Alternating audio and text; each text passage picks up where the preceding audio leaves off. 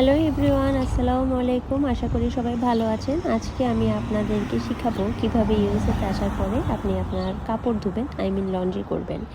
এটা আমার জন্য একটা প্রবলেম ছিল, যেহেতু বাংলাদেশে আসলে ঘরের মা আম্মুই সব করে দিত অথবা হেল্পিং হ্যান্ড যে ছিল। প্রথমে আপনি লন্ড্রি মারতে যাবেন, যাওয়ার পরে ইনসার্ট বিল নামে একটা অপশন দেখবেন। এখানে আপনি আপনার নোটটা ইনসার্ট করার পরে আপনি কিছু কোয়ার্টার পাবেন। Quarter means 25 cents.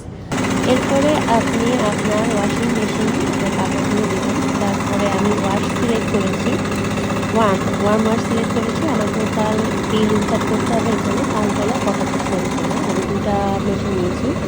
মেশিনের উপরে আপনার অপশন আছে কোন সাইডে আপনি ডিটারজেন্ট দিবেন এবং কোন সাইডে আপনি ব্লিচ অথবা সফটওয়্যার যেটাই দেন না কেন। এখানে মানুষ ব্লিচও ইউজ করে থাকে। তো যাই হোক, এগুলো আমি বাংলাদেশে কখনো ইউজ করিনি, এখানে আসার পরে ইউজ করি। একটু বড়লোক হয়ে গেছে তো তাই। দেন যেটা হয়েছে, আপনি কোয়ার্টারগুলো ইনসার্ট করবেন। মেশিন ইনসার্ট করার সাথে সাথে এটা যে $5.75 ছিল, এগুলো আস্তে আস্তে কমবে। এটা দেখাবে যখন 0 হবে তখন আপনার এই মেশিনটা চলা শুরু করবে।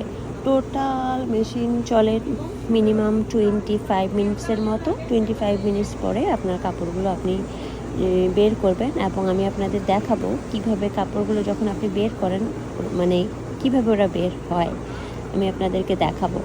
তো যাই হোক, আমার যে ডিটারজেন্টটা ছিল ওই ডিটারজেন্টের ওখান থেকে পানি ফ্লো হয়, ওটাতেই এখানে ফেনা হয়। তো যাই হোক, 25 মিনিট পরে আমার কাপড়গুলো ধোয়া হয়ে গিয়েছে। এরপরে এখানে একটা ট্রলির মতো থাকে, ওই ট্রলিতে আমি দেখেন আমার কাপড়গুলো বের করব।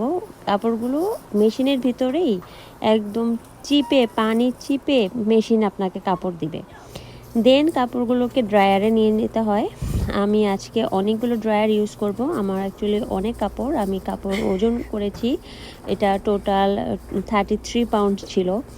দেন প্রত্যেকটা মেশিনে দেওয়ার সময় আপনার একটা টেকনিক ইউজ করতে হবে, সেটা হলো যেগুলো হালকা কাপড় সেগুলো একসাথে, যেগুলো একটু ভারী কাপড় সেগুলো আরেক সাথে, মানে এভাবে করে বিভিন্ন মেশিনে আপনি দিবেন।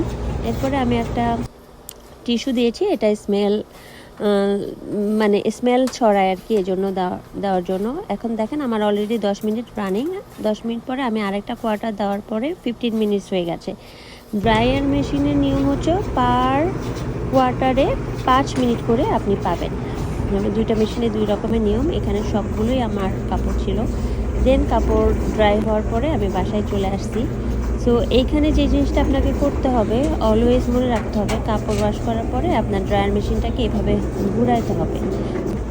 এটা আপনি এই জন্যই ঘুরাবেন কারণ অনেকেই এই ড্রায়ার মেশিনে মোজা, ছোটো গামছা, কখনো কখনো টি শার্ট, স্যান্ডো গেঞ্জি এগুলো রেখে যায় ভুলে, দেখতে পায় না তাই। So that's all for today, thank you.